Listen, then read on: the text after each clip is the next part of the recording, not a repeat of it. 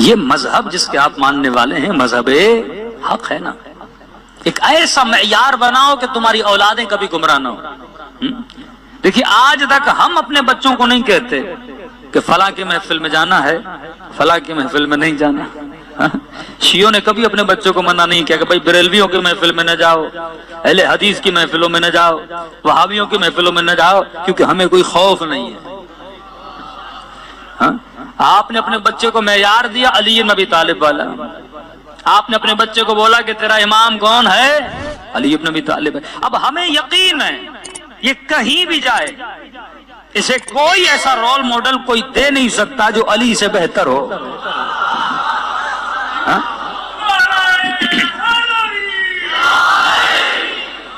یقین کی منزل پر ہے نا، ہم نے اپنی بچیوں کو سیدہ فاطمہ زہرا کا رول ماڈل دیا، لہذا محمد ہم نے نہیں، اللہ نے رول ماڈل دیے، ہم نے صرف اس کو صحیح جگہ پہ لا کے بٹھا دیا۔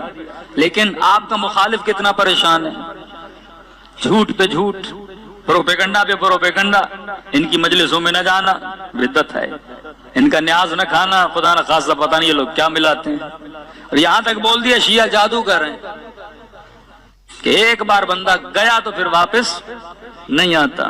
ان کی محفل یہ پروپیگنڈا کیوں کیا جاتا ہے؟ پرانے زمانے سے ایون یہ بھی نہیں کہ مجلس میں نہیں جانا، ان کے گھروں کی قریب سے بھی نہ گزرنا، ان کی امام بارگاہوں کے قریب سے بھی نہ گزرنا۔ کہ بھائی کیوں؟ کہ اوپر علم لگا ہے، سایہ پڑے گا نکاح ٹوٹ جائے گا۔ کتنا ڈرایا گیا نسلوں کو، اور کئی ایسے بیچارے تھے جن کے نکاح ٹوٹ گئے، فائدہ تو ان کے مولویوں کا ہوا۔ ہمارے ہاں تین طلاقوں کے بعد حلالہ ان کا پہلی کے بعد بھی ہو جاتا ہے۔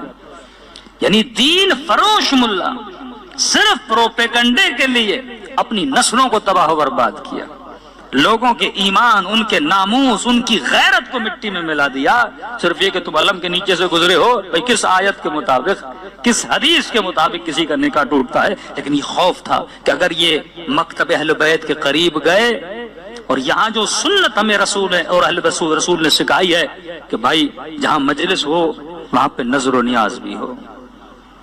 نظر و نیاز کا فلسفہ دعوت ذوالعشیرہ سے شروع ہوا کہ جس کو بھی دعوت حق دینی ہے دعوت کے بعد اسے کچھ نہ کچھ کھلایا کرو۔ اب سب سے بڑا اثر یہ ہوتا ہے کہ بندہ ایک مرتبہ حسین کا کھا لینا، خون میں نمک حلالی تو ویسے ہی چلی جاتی ہے نا، وہ ویسے ہی مولا حسین کے گن گیت گاتا رہے گا نا۔ یعنی نہیں ہوا آج تک 5 بار 6 بار وہ اہل بیت کی مجلس اور محافل میں آتے ہیں تو فوراً اس مذہب کے گرویدہ ہو جاتے ہیں، اسی خوف کی وجہ سے، جھوٹ پہ جھوٹ، پروپیگنڈے پہ پروپیگنڈا۔ ان کا قرآن 30 جز نہیں ہے، 40 جز ہے۔ یعنی آج وہ خود ہنستے ہیں کہ ہمیں کیسے کیسے جھوٹ بتائے گئے۔ ہم نہیں ڈرتے، کیوں نہیں ڈرتے؟ کیونکہ ہمیں پتا ہے ہم نے اعلیٰ ترین معیار اپنی اولادوں کو دے دیا، علی سے بہتر ڈھونڈے گا بھی تو اسے کوئی امام نہیں ملے گا۔